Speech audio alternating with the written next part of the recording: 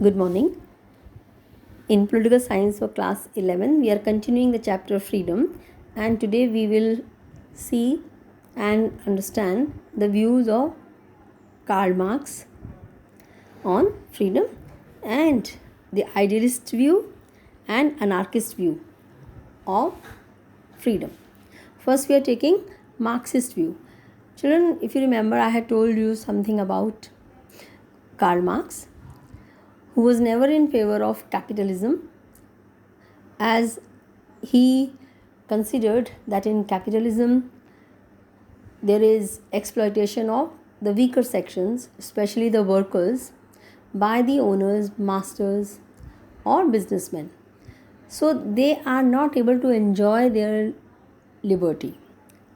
Okay, freedom of life, freedom of property, freedom to express, etc. They are exploited economically, and when they are economically so weak, so they are not able to enjoy their life and other rights.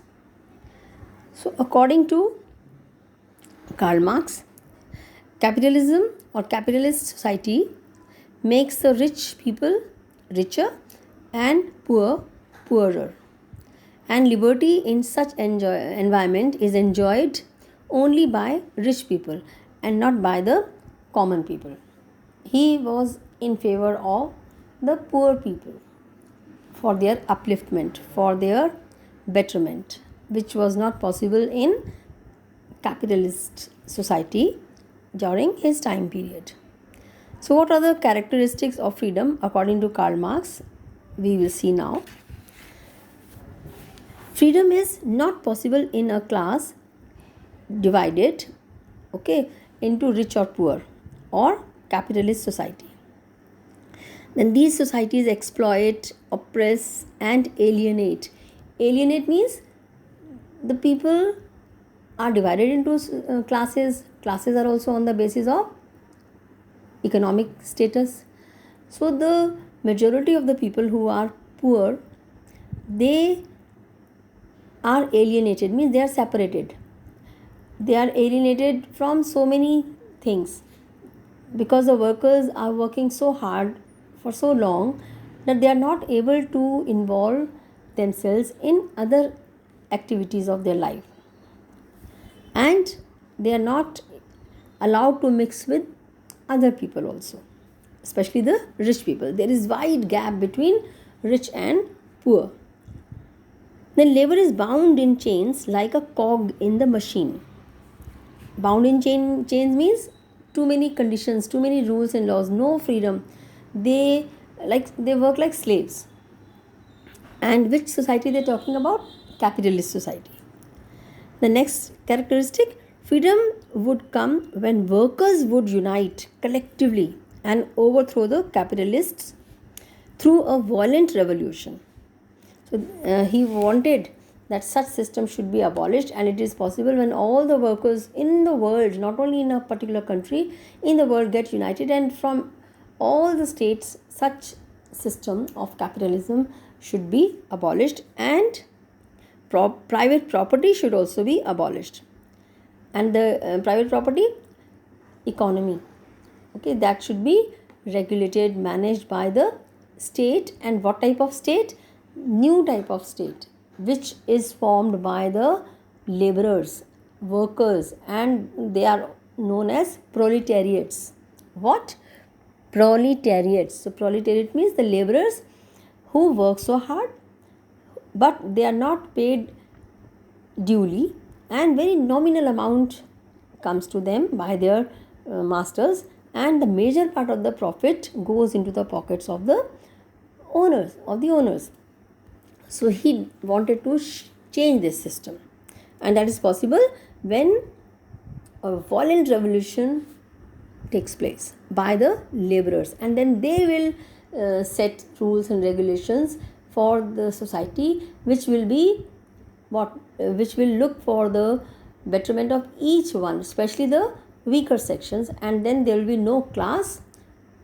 All will be treated equally economically. Their needs will be fulfilled according to their abilities and needs.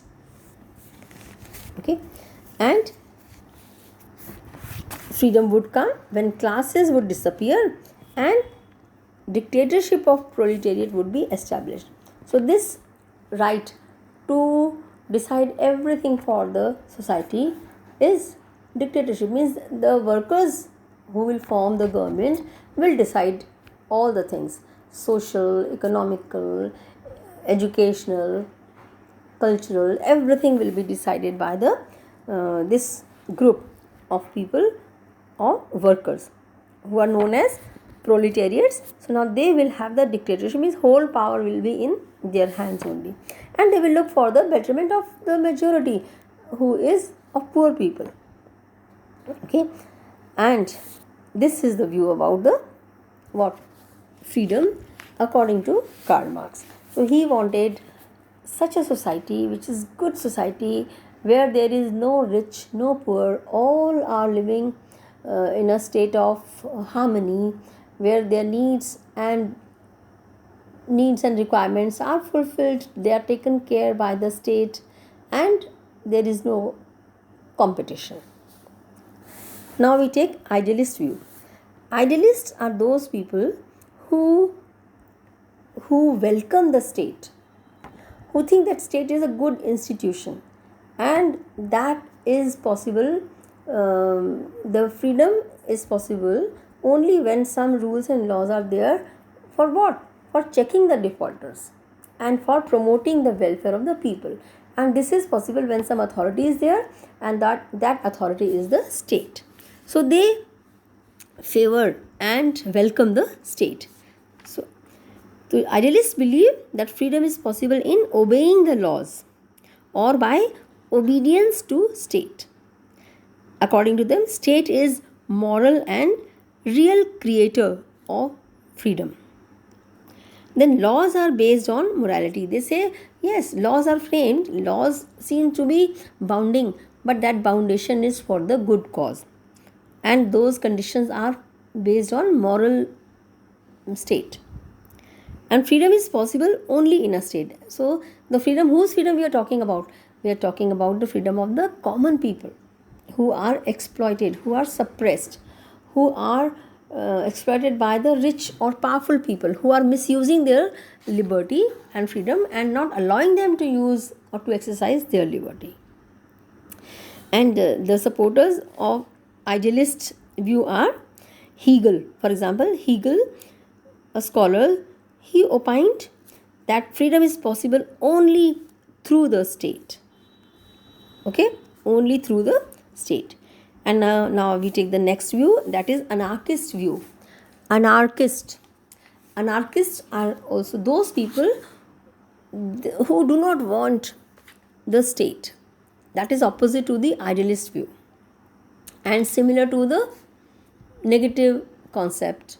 Similar, not exactly, because negative concept also want the state, but the anarchists, they do not want the state. Why? There is also a reason. That reason would be that only what is the use of such state, such government that is not protecting the interest and life of the common people, especially the poor people. So such state should be abolished. For them, state is an unnecessary evil. State is an unnecessary evil, or they consider state as evil, means that is good for nothing. Why? Because it is favoring the wrong people who are rich and who are powerful, and it is not doing anything to support the poor people. So the state they consider as an evil. And the supporters or advocates of anarchism are like Bakunin, who says state as an evil, and Godwin. According to Godwin, state is an institution with bad intentions. Please remember such statements. Sometimes the statements directly are asked. So you should know who said this. So Godwin said what? State is an institution with bad intentions. And Bakunin, state as an evil, is an evil institution. And they want to abolish the state through revolution, like the Marxism. Okay. true revolution, so that people can enjoy absolute freedom to develop their personality. So they believe in absolute freedom. No, they say people are intelligent enough to see what is good for them.